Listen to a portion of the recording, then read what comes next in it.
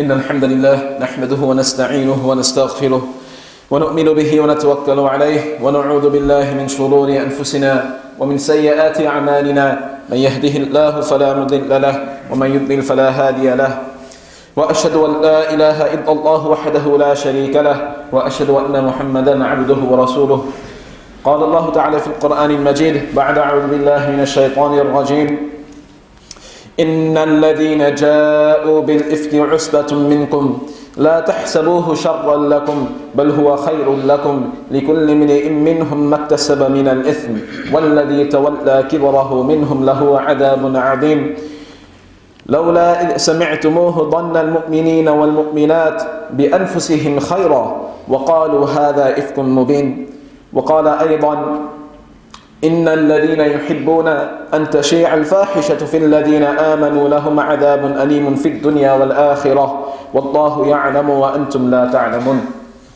Amma ba'd. Dear brothers and sisters, we begin by praising Almighty Allah subhanahu wa ta'ala. We begin by sending peace and blessings upon Rasulullah sallallahu alaihi wasallam, upon his companions, and upon all the righteous who have followed in their footsteps. And we ask Allah subhanahu wa ta'ala to make us from those who follow in their footsteps. Ameen. In the past couple of weeks, we've been speaking about creating an Islamic environment, a Islamic community. And we did so by bringing up passages from Surah Al-Hujurat. As we know that Surah Al-Hujurat, another name for it is Surah Al-Akhlaq. It's a surah which teaches us or emphasizes greatly regarding manners, morals, the way we should behave and conduct with one another. We mentioned that in order for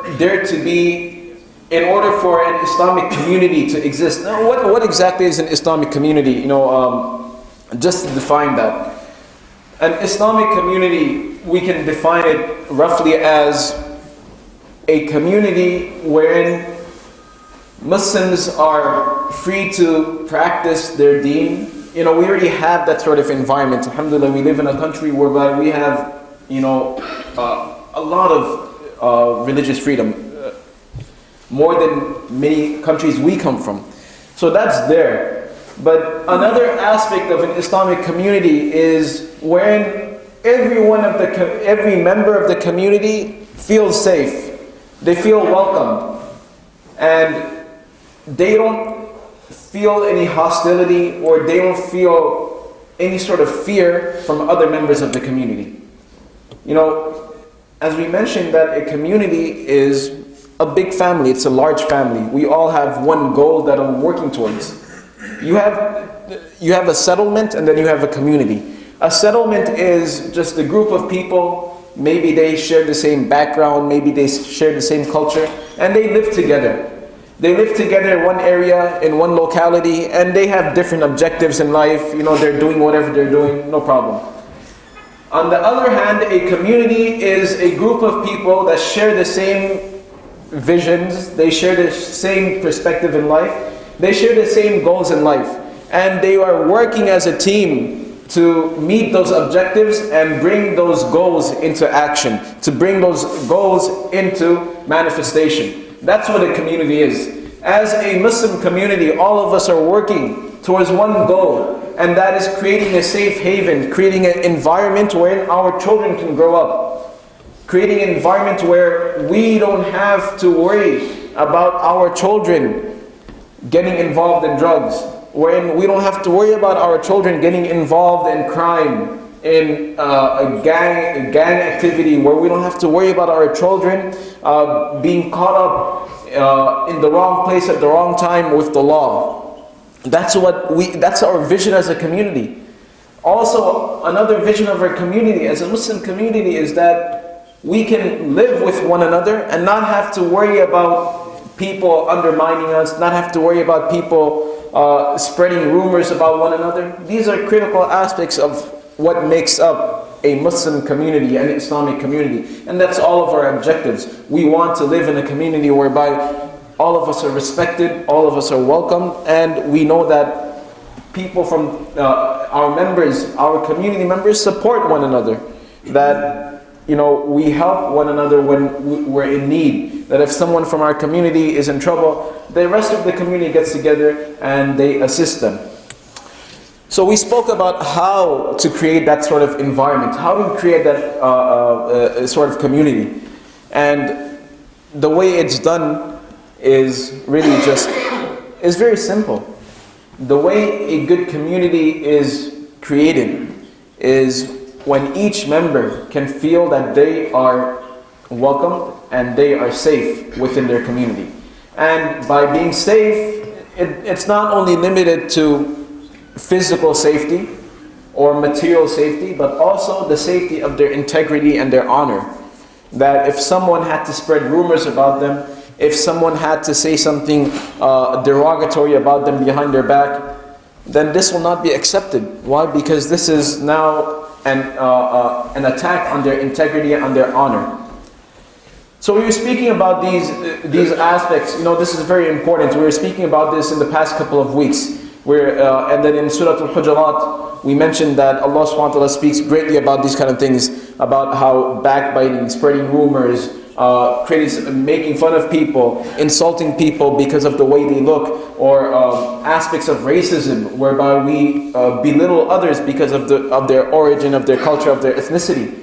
How these kind of things completely break up a society, how they completely break up a community. We spoke about that in great detail.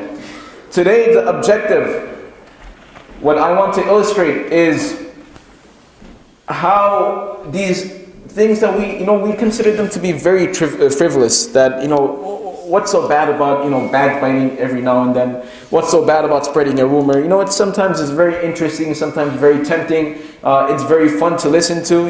What's so bad about it? We're not really harming anyone. We're not killing anyone, right? And today, the lesson that we're going to be learning, inshallah, today and in the upcoming weeks, we're going to be learning that a simple rumor, how devastating it can be on a community. How a simple rumor about someone can break up a community. And we're going to learn this through an incident which took place during the time of Rasulullah sallallahu alaihi wasallam. It was involving the wife of Rasulullah sallallahu alaihi wasallam, Aisha radiallahu anha. Aisha radiallahu anha had been accused of being in an illicit relationship with another man. Na'udhu billah, right? That wasn't the case at all. But hypocrites, a hypocrite is a person who outwardly they seem as though they're Muslim, outwardly they say they're Muslims, but deep inside they hate Muslims, deep inside they hate Islam, deep inside they hate Allah and they hate Rasulullah sallallahu alaihi wasallam. So the munafiqun, the hypocrites, they found an opportunity and they began spreading these rumors regarding Aisha radiallahu anha. And this incident was so severe that it brought the community on the brink where they were, about to break. That's how devastating it is. So, these spreading rumors, lying about people, backbiting, insulting people, these things are not small things. These things can break communities apart. When we think of a bad community, we think of a community wherein, there's full of crime, there's murder, there's drugs, there's gangs and whatnot. That's one picture of a bad community. But another picture of a bad community is when everything looks fine, the roads are clean, there's no violence, everyone's safe, but no one is safe from each other's tongues. That, people have to worry about what they share with other people because they're afraid that, they may spread rumors, or because, their integrity is at jeopardy, or their honor is at risk. That's another picture of a crumbling society. That's another picture of a completely broken community. So we have to consider these things, and these things are not small. These things are not things that we can just pass by. And in fact, this was such a devastating incident that Allah subhanahu wa ta'ala decided to reveal an entire surah regarding this. A portion of an entire surah is dedicated just towards this issue. That how should Muslims react when they hear other people backbiting, when they hear other people spreading rumors about people? What is the appropriate action, and what is the punishment of the people that engage in spreading rumors. And Allah subhanahu wa ta'ala, the words that Allah subhanahu wa ta'ala uses, the way Allah subhanahu wa ta'ala speaks regarding this incident is not, soft at all. In fact, it's very critical, it's very harsh, and it's straight to the point. And there's a lot of repercussion for the people who spread rumors, for the people who insult people, and for the people who try to attack other people's integrity and honor. Now, before we move on, we mentioned that in order for our communities to succeed, we must have a community wherein we support one another, we assist one another, and we look after, we protect one another. But another critical aspect of developing a good community is also having a good community leader, whereby the community leader ensures and creates an environment whereby the community leader teaches everyone else that we can disagree with one another, and that's fine, but at the same time, disagreements should not result to communities breaking up. Disagreements should not result to people arguing and fighting and not speaking to one another. It's absolutely fine to disagree with one another. There's nothing wrong. During the time of Rasulullah sallallahu alaihi wasallam, there were Sahaba radiallahu anhum who disagreed with one another. They had different outlooks in life, they had different perspectives, and that's completely fine. Rasulullah sallallahu alaihi wasallam allowed it. As human beings, we will disagree with the people we love. We will disagree with our wives sometimes. We will disagree with our husbands, our spouses. We will disagree with our children will disagree with us. That's absolutely fine. But when it comes to disagreement, there's a proper way to disagree. There's a proper way to offer criticism. There's a proper way to offer suggestion. Disagreement should not result to discord and hatred and animosity. It shouldn't result to that. So, my message to everyone here is that we want to create that sort of environment. That sort of environment is created first and foremost in the masjid, and then in our homes. Our masjid and our homes, that's where it begins. I don't have control over your homes. I don't live with you guys. But you guys can invite me to your homes, no problem. But in the masjid, if I say something that is incorrect, then please, after the khutbah, whenever, come and talk to me. Tell me that I was wrong. Tell me that, brother, I don't disagree. I'm not going to beat you up, right? I'm not going to bring you up here and say, this person, he's a bad person. I'm not going to do any of that. There's people who come to me on a weekly basis. They come and tell me, I heard your khutbah and I didn't disagree with that. I like that because it shows me that, people are paying attention. They're not just sleeping, right? So don't, if I make a mistake, and I make mistakes, don't feel, pressured, or don't feel scared to come and approach me. If I say something wrong, and I can say something wrong, it's possible I've said things that are wrong in the past. Come and approach me, no problem. We want to create this environment whereby we learn to criticize one another respectfully. That even after we disagree, even after we, offer suggestion, even after we offer our criticism, we can walk away as brothers, we can walk away as sisters, we can walk away as community members. That just because this person pointed out a mistake, or just because this person disagrees with me, therefore, I never speak to that person, I hate that. No, that's not the situation at all. So, as an example, if I say something you don't like, if I say something that's wrong, or if I say something that you disagree with, feel free to approach me. We can sit down, we can speak, and inshallah we can walk away as brothers, sisters, as community members, as Muslims loving one another, inshallah. So the story the incident of Aisha radiallahu anha, this is a major incident during the time of Rasulullah sallallahu alaihi wasallam. This incident was called al-ifk, the incident of ifk. We mentioned that it involves Aisha radiallahu anha, it involves a number of hypocrites, and more importantly, it involves a number of Muslims, which shows us that when it comes to evil speech, when it comes to spreading rumors, backbiting, lying, and these kind of things, that even Muslims, even good Muslims can get involved in this, which gives us a lesson that if we're not careful, then we can be involved in these kind of things. We have to be very vigilant. We have to be aware of our surroundings. We have to be careful what we say about other people, what we're hearing about other people, what we accept. Because even the best of us can get involved in this, and it results in nothing but evil. There's no good in it. So this incident involves Aisha radiallahu anha, a number of hypocrites, and a number of Sahaba, companions, which is a very important lesson for us, that no one is safe. If we're not vigilant, if we're not wary, we can fall into the same trap. Now, this incident is called al-ifk. Ifk in Arabic means al-kadhib wal-buhtan, which is lying and rumors. So an ifk is in Arabic the word ifk means when you spread lies about people, when you spread rumors about people. When you see someone doing something, right? Say for example, you see someone helping out an elderly lady. She's disabled or she's handicapped, and you see someone helping her out. You see a man helping her out, and you don't like this guy. So you start going around telling the community, I saw this man with another lady. He was very close to her. He took her to her home. I don't know what he did after that. All that is true. He was with another lady. He was very close to her. He took her home.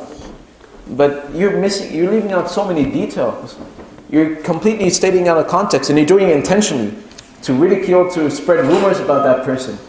That as soon as you say stuff like that, it's planted in our minds now. That wow, this person, I thought he was a good guy, but he's doing these bad kind of things. And then imagine if he has a family, and these kind of rumors spread. It will cause a lot of distrust, a lot of chaos within the family itself. Imagine if this person had a wife. So that's what an ifk is. That's what spreading rumors and spreading lies about people. That's what it means. So the story, it's a very long story, and because the story involves Aisha radiallahu anha, it's simply fair that we let Aisha radiallahu anha narrate the story to us. And the entire story, she narrates it after many years after the incident took place. She tells the story to someone else, and the entire story has been recorded. So it says that قالت عائشة رضي الله عنها كان رسول الله صلى الله عليه وسلم إذا أراد سفرا أقرع بين أزواجه فأيتهن خرج سهمها خرج بها رسول الله صلى الله عليه وسلم معه. So she says that whenever the Messenger of Allah ﷺ would go out on a journey or an expedition, what he would do is to pick which wife would go along with him in that journey. He would have this raffle. Their names would be put, and then they would have this raffle, and whosever name came out, that wife would go with Rasulullah ﷺ on that journey, because to take all his wives would be a hassle. As it is back then, going on a journey, going on an expedition was not easy. There's a lot of work, you have to take care of a lot of people, so on and so forth. So she says that whoever name came out, that person would go with Rasulullah ﷺ. And then she says, قالت عائشة فأقرع بيننا في غزوة غزاها فخرج فيها سهمي. That in that raffle, my name came out. And she says, فأقرع بيننا في غزوة غزاها. She says that Rasulullah ﷺ drew a raffle in some expedition, I can't remember. Understand something about Aisha radiallahu anha. Aisha radiallahu anha is one of the Sahaba, one of the companions of the Prophet ﷺ, who narrated one of the largest number of hadith. Her memory was excellent. She was one of the brightest, the smartest, and the most intelligent people, not women, but people, including over men, during the time of Rasulullah ﷺ. After Rasulullah ﷺ passed away, there were so many men who came to Aisha radiallahu anha to learn from her, because she was considered to be one of the greatest scholars of Medina. So her memory was great. But over here she's saying some expedition, I can't exactly remember which expedition, which shows us that this incident which involved her was so devastating, was so hard on her, that she forgot some of these details. When a person gets involved in like a car crash, or they witness something traumatizing, they don't remember all the details. They remember what's very important, but this other details, they forget, or they, misconstrue it. Same thing with Aisha. It was such a difficult time for her. She was under so much stress and pressure that she forgot these details, despite having such accurate, strong memory. So she says that, in one of these expeditions, my name came out. So she says, فَخْرَجْتُ مَعَ رَسُولِ اللَّهِ صَلَّى اللَّهُ عَلَيْهِ وَسَلَّمَ بَعْدَمَا أَنزَلَ الْحِجَابِ فَكُنْتُ أَحْمَلُ فِي حَوْدَجِي وَأُنْزَلُ فِي. So she says that my name came out, so I went with Rasulullah sallallahu alaihi wasallam. And she says that this expedition took place بَعْدَمَا أَنزَلَ الْحِجَابِ, after the command of Allah subhanahu wa ta'ala of hijab had been revealed. Over here, the word hijab does not refer to the conventional meaning of hijab as we know it. When we hear the word hijab, we think of, what women wear, the head covering, the headscarf. This is not what this is speaking about. Hijab in this context is speaking about something else. Understand that the wives of Rasulullah sallallahu alaihi wasallam had a rank which was greater than the rank of any other Muslim during that time. Allah subhanahu wa ta'ala honored and respected the wives of Rasulullah sallallahu alaihi wasallam. And as we know that the wives of Rasulullah sallallahu alaihi wasallam are also called the mothers of the Muslims, Ummahatul Mu'minin, that they are the mothers of the believers. In other words, even after the Prophet sallallahu alaihi wasallam had passed away, it was not permitted for anyone to marry the wives of Rasulullah sallallahu alaihi wasallam. They are our mothers, we love them, we respect them. And in order to protect their chastity, in order to protect their integrity and honor, Allah subhanahu wa ta'ala had greater rules for them. Allah subhanahu wa ta'ala had greater measurements in protecting their honor. When you want to safeguard something really valuable, you don't just throw it around everywhere. Especially, like if you're a millionaire, and you have like a stash of cash in your house, you're not going to take a picture of and put up on Facebook, look at this nice stash of cash I have. Unless you're like, you have bodyguards, anyways, right? But you don't do that, right? Because you're jeopardizing yourself. So over here, likewise, Allah subhanahu wa ta'ala wanted to protect our mothers. Allah subhanahu wa ta'ala wanted to protect the wives of Rasulullah sallallahu alaihi wasallam. But also, because it's human nature that when we see the opposite gender, we either feel attracted to them or we don't. That's human nature. And the wives of Rasulullah sallallahu alaihi wasallam, some of them were very young, some of them were very beautiful, and if other men had to see them, even if it's a natural thing in us. So in order to protect that chastity, in order to protect their modesty, Allah subhanahu wa ta'ala revealed an extra command for the believing, for the wives of Rasulullah sallallahu alaihi wasallam. Their special instruction was that for normal women, if they want to go out of their homes, they simply have to cover what needs to be covered. For the wives of Rasulullah sallallahu alaihi wasallam, when they left their homes, they actually had to be in a physical barrier. And she speaks about that. It's called a hawdaj. It's like hawdaj. It's like I can't remember the English term for it, but it's a physical barrier. It's like a cart when you go in and then no one can see you. Back then people would you would have people carrying them. You have 4 people carrying on one side, there's a big compartment, and people carry them. That's what a hawdaj is. It's a compartment, it's a physical barrier. So that was the special command for the wives of Rasulullah sallallahu alaihi wasallam, that when they go out, they have to ensure that they remain inside a physical barrier. And that was their special command from Allah subhanahu wa ta'ala. And this is, this shows us something. This shows us something that in Islam, the way people are honored, the way women are honored and protected is by protecting their chastity, by protecting their dignity, by protecting their modesty. We live in the exact opposite. We live in a culture that's the exact opposite.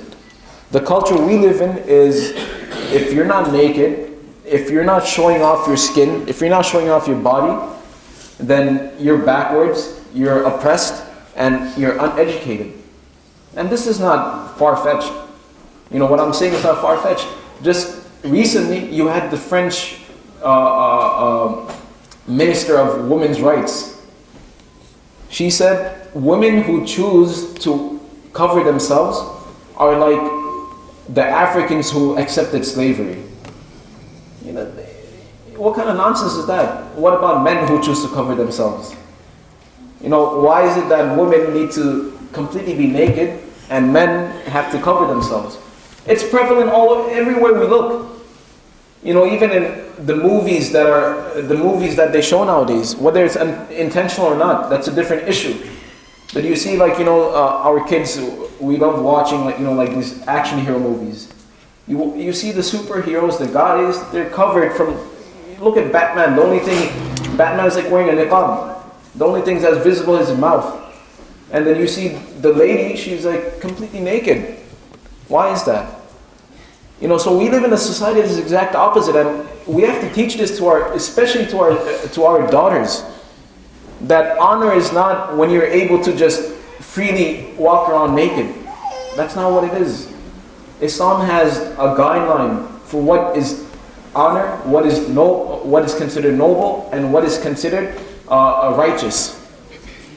And in Islam, Allah subhanahu wa ta'ala teaches us that when women, not only women, but men as well, that when we cover ourselves, when we dress appropriately, then we are honoring ourselves. We are protecting our chastity, and we are protecting our dignity. So that's very important. So she says that فَكُنْتُ أُحْمَلُ فِي حَوْدَجِي وَأُنْزَلُ فِي, that this compartment, I would be carried in this compartment, and the men would lower the compartment for me so that I could go in it. So then she says, فَسِرْنَا حَتَّى إِذَا فَرَغَ رَسُولُ اللَّهِ صَلَّى اللَّهُ عَلَيْهِ وَسَلَّمَ مِنْ غَزْوَتِهِ تِلْكَ وَقَفَلَ فَدَنَوْنَا مِنَ الْمَدِينَةِ قَافِلِينَ. So then she says that we continued to journey until we finished our expedition. And after finishing our expedition, we were returning back to Medina. And while we were returning back to Medina, she said, آذَنَ لَيْلَةً بِالرَّحِيلِ فَكُمْتُ حِينَ آذَنُ بِالرَّحِيلِ فَمَشَيْتُ حِينَ جَاوَزْتَ الْجَيْشِ. So she says that as we were returning back from our expedition, as we were returning back to Medina, you know, back then, imagine there's 1,000 people traveling together. And when you have so many people traveling together, you can't just stop whenever you want to.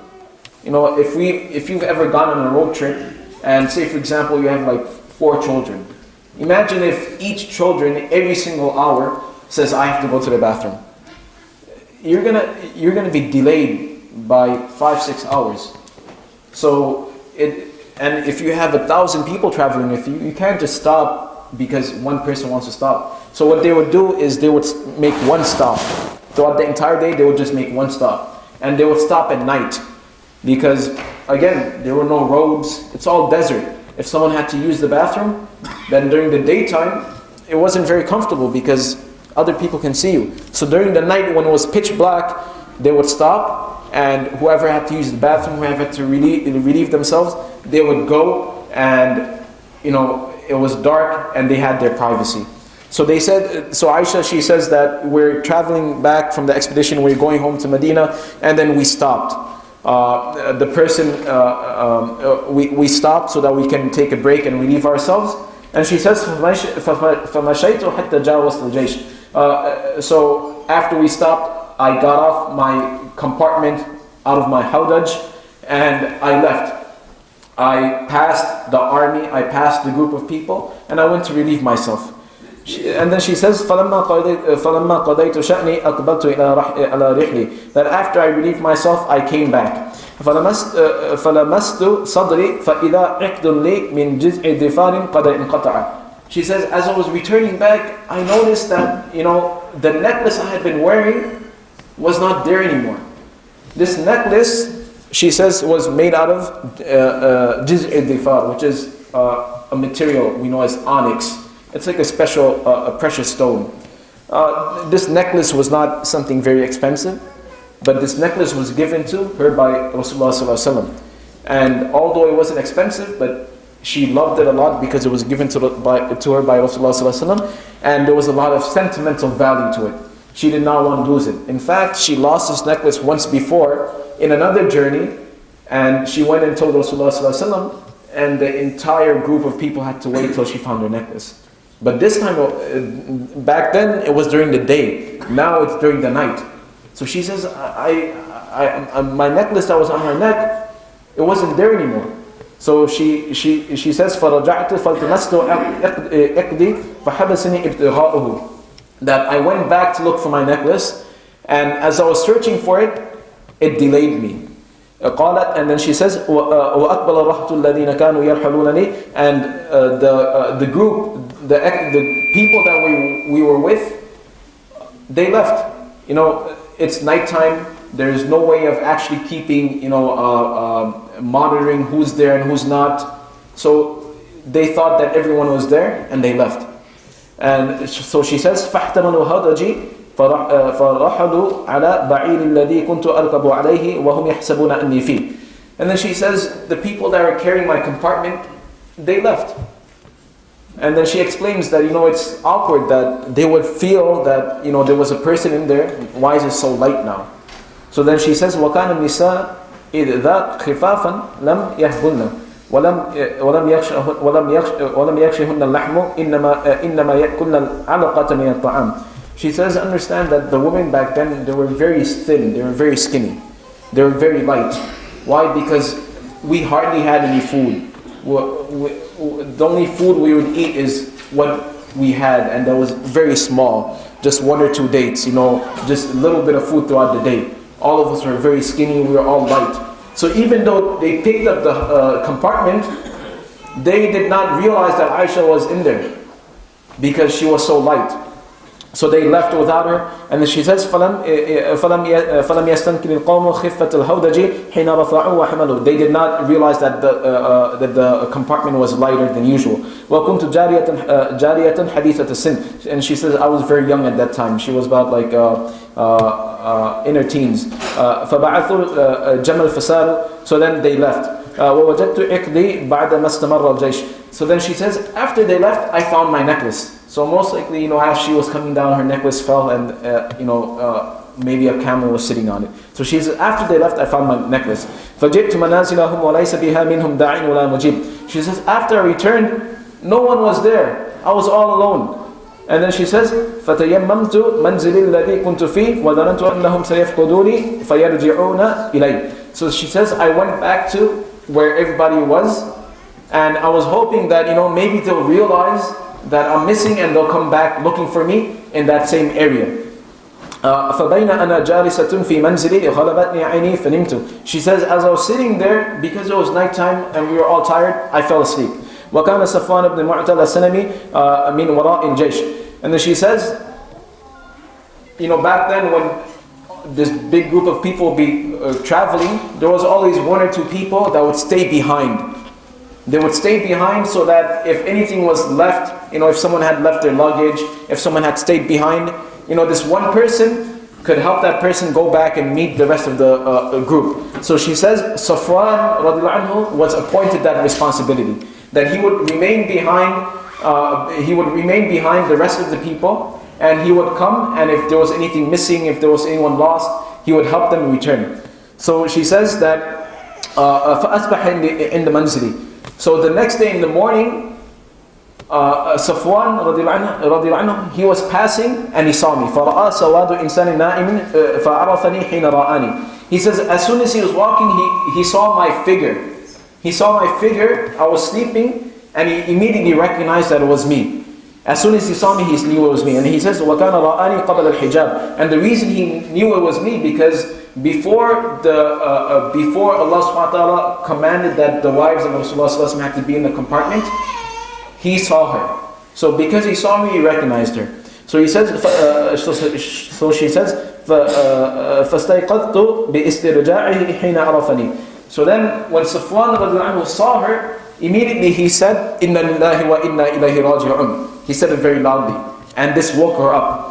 And she says, فَخَمَّرْتُ وَجْهِي بِجِلْبَابِ. As soon as I woke up, I covered my face with my jilbab, with my garment, with my cloak. And she says, Wallahi ma takallamna bi kalimatin. We did not say a single word to one another. وَلَا سَمِعْتُ مِنْهُ كَلِمَةٍ غَيْرَ إِسْتِرْجَاعِهِ. And I did not hear a single word from him except him saying, إِنَّا لِلَّهِ وَإِنَّا إِلَيْهِ رَاجِعُونَ. وهوى حتى أناخ راحلته فوطي على يدها. So then على يدها. So then he says that, and then she says that he did not say a single word to me. What he did was he took his camel, he put down the camel, and which was an indication that I should go on the camel. And that's it. He didn't even tell her, get up on the camel. So then she says, فَقُمْتُ إِلَيْهَا فَرَقِبْتُهَا. So I got on the camel and I rode on the camel. And he فَانْطَلَقَ يَقُودُ بِي الرَّاحِلَةَ حَتَّى أَتَيْنَا الْجَيْشِ مُغِرِينَ فِي نَحْلِ الظَّهِيرَةِ وَهُمْ نُزُولٌ. So she says, I was riding on the camel and he was pulling the camel until we finally met up with the army. And we met up with the group of people during broad daylight. It was like around this time when it was very hot. مُغِرِينَ فِي نَحْلِ الظَّهِيرَةِ, which means it was very hot. It was in the middle of the day, like around this time when it's very bright. وَهُمْ نُزُولٌ. And everyone had again settled down to take a rest because traveling at this time was very difficult. It was just too hot to travel. So then she says, Aisha radiallahu anha, she says, فَهَلَكَ مَنْ هَلَكَ وَكَانَ الَّذِي تَوَلَّى الْإِفْكَ عَبْدُ اللَّهِ بْنِ أُبَيْ بِنْ سُلُولٍ. So she says that as we were approaching the group of people, Abdullah ibn Ubay bin Sulul, he was the leader of the hypocrites. Understand, we'll have to continue on, but he was the main hypocrite who spread all these rumors. But we'll continue on from here, inshallah, next week. And this story is very interesting, and it really highlights and illustrates how rumors and lying about people can completely destroy communities. And this story also shows us that even Muslims can get involved if we're not careful. So, we have to be very careful, and Allah subhanahu wa ta'ala teaches us in the Quran that when we hear evil speech, we should, tell the person that don't speak about these kind of things, and if the person doesn't listen, then we should walk away and leave. So, inshallah, we'll continue on next week. May Allah subhanahu wa ta'ala allow us to understand. May Allah subhanahu wa ta'ala allow us to develop these habits within us, and may Allah subhanahu wa ta'ala make our communities successful, and may Allah subhanahu wa ta'ala make our communities achieve their goals. Barakallahu lana wa lakum fil Qur'an al-Majid wa nafa'ana wa iyyakum bil ayati wa dhikri al-hakim. Astaghfirullah li wa lakum wa li sa'iril muslimin fastaghfiruhu innahu huwal ghafurur rahim.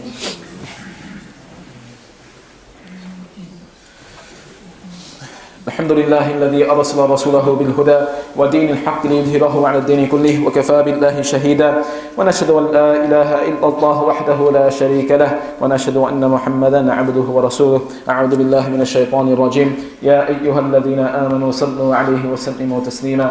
اللهم صل على محمد عبدك ورسولك وصل على المؤمنين والمؤمنات والمسلمين والمسلمات وبارك على محمد وأزواجه وذريته. قال النبي عليه الصلاة والسلام أرحم أمتي بأمتي أبو بكر وأشدهم في أمر الله تعالى عمر وأصدقهم حياء عثمان وأقضاهم علي وفاطمة سيدة نساء أهل الجنة والحسن والحسين سيدا شباب أهل الجنة وحمزة أسد الله وأسد رسوله رضوان الله تعالى عليهم أجمعين.